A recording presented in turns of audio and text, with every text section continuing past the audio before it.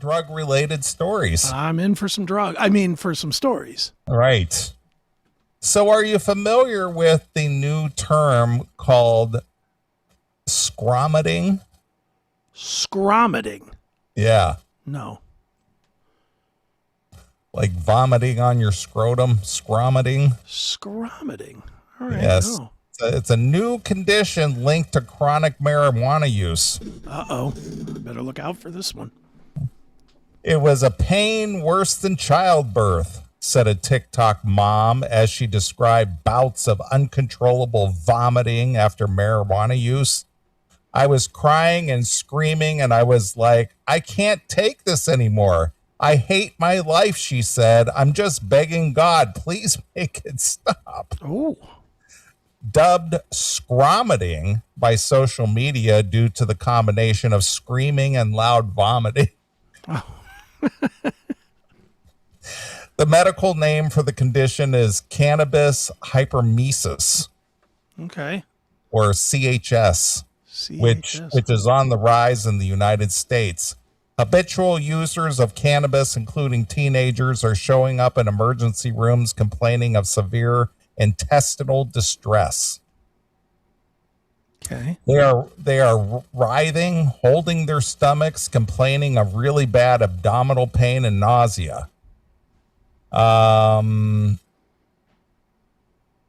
says this doctor who treats adolescents with this condition, they vomit and then they just continue to vomit whatever they have in their stomach, which can go on for hours. Oh, boy.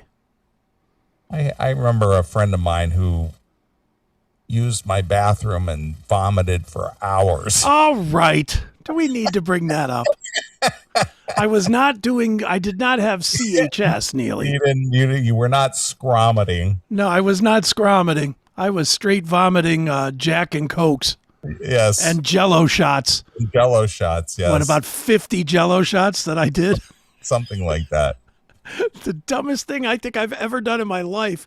Yeah. Your friend Jenna comes in. She has this whole tray of Jello shots. Yep. And if I'm not mistaken, it was me, you, Steve Krause, and Jenna.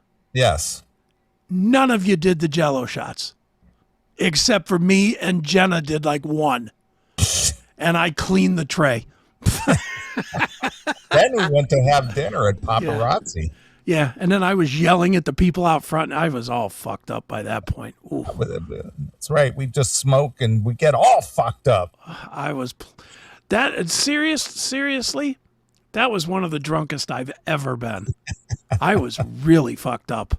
Well, it was good that you were on my floor down here. Oh, near the bathroom. I just felt so bad. I knew I was throwing up all over the walls and the fucking everything because I couldn't stop. It was just. Yeah, you were scromiting. I could go on for hours. It sounded like a car that wouldn't start. It was just. I remember I was getting up and you had those little like Dixie cups or something. Yeah. And I was trying to drink water so that the throwing up wouldn't hurt so bad. The dry heaves. Oh, it was a mess. That was a mess. Oh, boy. They often say they take a scalding hot shower before they came to the ER, but it didn't help. Immediate treatment consists of anti-nauseum medications and IV fluids to combat dehydration from the vomiting. Right. But patients also undergo a battery of tests to rule out other causes, blood and urine tests, expensive CT scans, unpleasant upper GI endoscopy, and gastric emptying tests, to name a few. For some adolescents, these tests could be repeated again and again. For some of our kids, this is their 5th ER visit in the past 2 months with symptoms that they can't control. How many times do you got to have this happen to you and you still go back and start smoking weed I mean, does the doctor not tell them you got to stop smoking weed for this to stop? I mean, to excess. Yeah. Yeah, I'm sure if you smoke some weed, it's not so bad, but you're probably just doing it to excess. Yeah. Yeah. Well, and if you're already triggered or whatever, you probably have a weaker system to it anyway. Mm-hmm. So it's going to take less. Oh, these guys. That's the one thing about weed. It's the only thing that is actually scary about weed because it's not, it's not truly addictive, so they say. Like, you don't fiend it like you do cocaine or heroin or whatever. But man, everybody that I know that smokes weed, they live for it. They live for that high. Where, even me who takes a gummy every day, I'm not living for the high. I'm living for the sleep.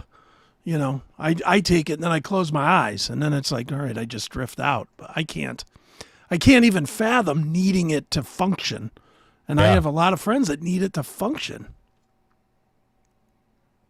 If they wait too long to come in, the condition can be life-threatening, regardless of whether it's the cannabis hypermesis syndrome or other virus that makes you vomit a lot. Mm-hmm. If you let it go too long and you have electrolyte disturbances, you could go into shock and have organ failure. CHS is no different. Cannabis and hypermesis syndrome burst onto the medical scene in 2004 when a group of Australian researchers wrote about 19 chronic marijuana users who had repeated episodes of abdominal pain and retching. The research followed 9 of the patients over time and found symptoms that went away when the cannabis use was stopped but returned when it was restarted. Oddly, over half of the 19 reported used extremely hot baths or showered to self-treat their syndromes. As some and more cases of CHS began to appear, hot bathing as a home treatment became a recurring theme. It's pretty universal for these patients to say they need a really, really, really hot shower or really hot bath to improve the symptoms, he said. Why hot? That's not entirely clear, says the doctor, who is also associate professor of pediatrics at this university. THC, the main psychoactive compound in weed, has access to the body's pain receptors. So one theory is that the distracting sensation of extreme heat interrupts the pain cycle, thus easing the symptoms. Okay. To compound the strangeness of this disorder, THC and other cannabinoids in a marijuana plant have been used for pain relief, paradoxically relieving nausea and vomiting in cancer patients undergoing chemotherapy. However, despite the popularity of marijuana as a painkiller, study results on its effectiveness has been mixed. Still, why would the same compound relieve and also cause pain? Among a myriad of possible dosage levels, Wang points to the ever-increasing potency of the THC in today's marijuana products. It's been well documented that the amount of THC that now comes in cannabis is increasing substantially. In the 90s, the average was like 4 or 5%. Now in Colorado, it's somewhere near 15 to 20%. I believe that. So it's some powerful shit. Mm-hmm. Another mystery, not all heavy users of weed are affected by CHS. It's not entirely clear who is predisposed of getting it. Is it certain frequency or duration of use? Is it specific potency or is it specific type of product? We don't have that data yet. Data shows CHS is a national problem between 2005 and 2014, when only medical marijuana was legal in most states. In 2020, found nearly 1 in 5 people hospitalized for cyclical vomiting in the United States reported with concurrent cannabis use. After Colorado legalized recreational marijuana in 2012, the doctor and his colleagues found over 800,000 cases of reported vomiting due to cannabis in Colorado between 2013 and 2018. That's about a 29% increase since legalization. A newer study published in 2025 found the emergency room visits for adolescents between the ages of 13 and 21 across the nation increased more than tenfold between 2016 and 2023. Yet November 2025 study found that the rate of CHS among adults 18 to 35 rose sharply during the pandemic years of 2020 and 2021 and remains high. Gee, imagine that. People had nothing to do. So what they do, they smoked pot. They smoked a lot of pot. That's right. However, a lot of these studies have been limited by the lack of medical diagnosis or insurance billing code to enable objective tracking of CHS. To do the studies, research had to compare medical records of vomiting with documented or self-reported cases of marijuana use, data that many people declined to provide. That's changed on October 1st of 2025. A U.S. federal committee created R11.16, an official medical diagnosis code for cannabis hypermesis syndrome. The World Health Organization did the same, allowing researchers worldwide to better track the condition. Experts say future studies will be more accurate, allowing researchers to shed more light on this unusual condition. Mm-hmm. So people who like to just smoke up, smoke up, Johnny. That's right. Randy better be careful. Well, Randy, I think, would be immune to this by now. Yeah, if he hasn't had it by now, he ain't getting it. True, but again, I don't think he goes to these places that sell these high potency weeds. Do you? You never know, man. I mean, dude, they sell it in the local stores, the local smoke shops. I mean, these gummies that I take are 420 milligrams. Yeah. You know, I mean, that's way more than 5% or whatever you said before. Yeah. You know, that's a lot. They're saying that the weed is like 15 to 20%. Yeah, I believe that. Man, I took a gummy the other day that it was a different brand because I ran out of mine. I'm waiting for mine to get here. And I took a different brand. Whew, it fucked me all the way up. Holy cow. I thought I was drunk. I literally was laying on the bed doing the foot on the floor thing. Because I was like, whoo, this shit is really hitting me hard. So I just laid there with my foot on the floor until it stopped spinning. At the bed spins. Yeah, pretty much. But all right. Well, I got another drug-related story. All right, let's do one more and then I'm getting out of here because I'm starting to get squirmy. I was trying to help you out there. I know. All right. You're familiar, since it's Christmas time coming up on us. Yeah. I'm sure you're well aware of Frosty the Snowman. Heard of him, sure. All right. Jackie Vernon, the iconic voice. Oh, the iconic voice of the legendary beloved snowman. Snowman, yeah.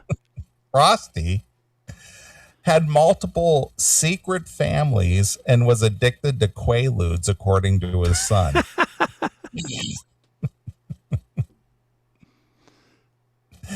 Jackie Vernon voiced Frosty the Snowman in the original 1969 special. Vernon went on to voice the character in two additional specials, Frosty's Winter Wonderland in 1976 and Rudolph and Frosty's Christmas in July of 1979. Vernon's late son, David Vernon, opened up about his father's difficult past and coming to love the character he became famous for. Jackie Vernon voiced one of the most beloved characters in a holiday film. Vernon was known as a stand-up comic before picking up his role as Frosty the Snowman. I mean, that's a one-time deal. Yeah, I mean, do you go out and tour on that? Yeah, I played Frosty. Yeah, I was Frosty. Yeah, so what? Tell me something. Tell me something funny man. Right. Vernon was known as a stand-up comic before picking up the role as Frosty the Snowman and had a life that's far more complex than the holiday magic he's come to be associated with, according to his son, David Vernon.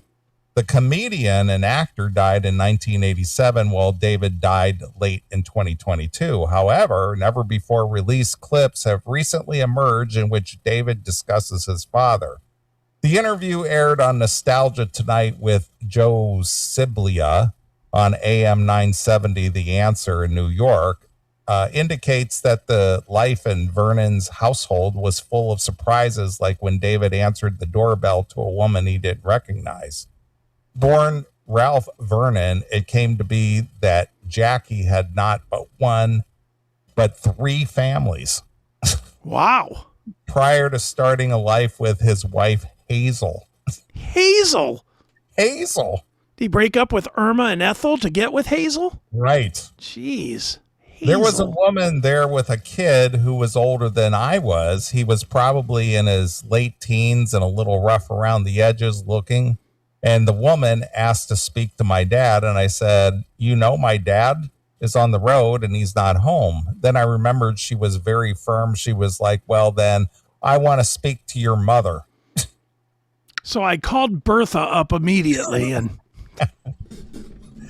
So my mom came and I guess she addressed what the situation was right away. But my mom told me to go upstairs and talk to this lady.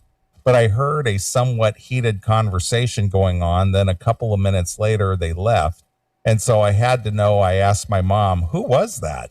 And it finally came out that before our family, my dad had been married at least 3 other times, which I was kind of shocked to find out. David learned that before his dad was famous, he had not only other marriages, but other families.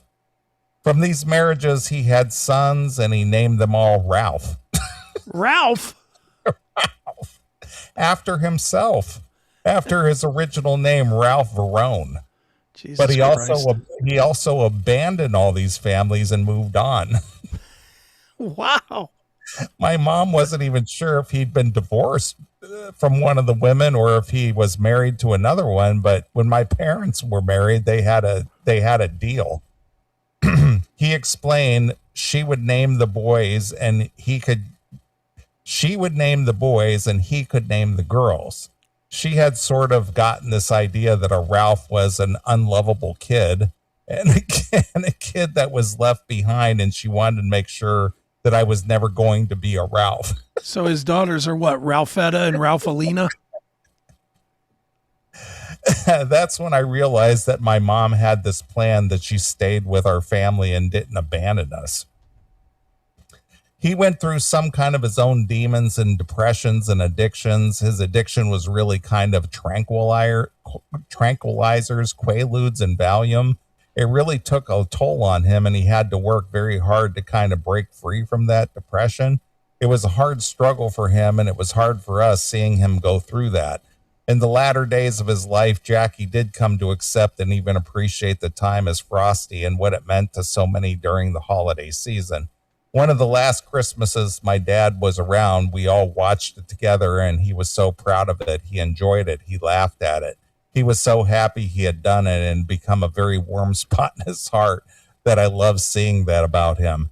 Even though my dad did so many other things, he worked with Judy Garland, Bette Midler, Frank Sinatra. It was one thing people really remembered him for. Newer generations found it, and he really embraced it. He accepted that was something he was going to be remembered for and loved for. Yeah, he's Did you probably even their know dealer. this guy's name before? I didn't even know this guy's name. And I so won't know it tomorrow either. He'll still be Frosty the Snowman to me. Hey, go take your Quaaludes and get up on that mic, Fucky. We got to make a new Frosty here. Yeah, we're gonna do the Rudolph one now. Get ready. Yeah. All the broken Happy toys. birthday. Yeah, is that him? He was that guy. Yeah, he goes. That's whenever they put the hat on his head. Yeah, he'd go, happy birthday. Right. And then they were all sad when he melted. Yeah. But then that whirlwind came around and reformed him and brought him back from the dead. He sure did. And in real life, somebody just stuffed a couple Quaaludes in his mouth and he popped right back up. He's ready to go. Exactly. Too funny. So there you are.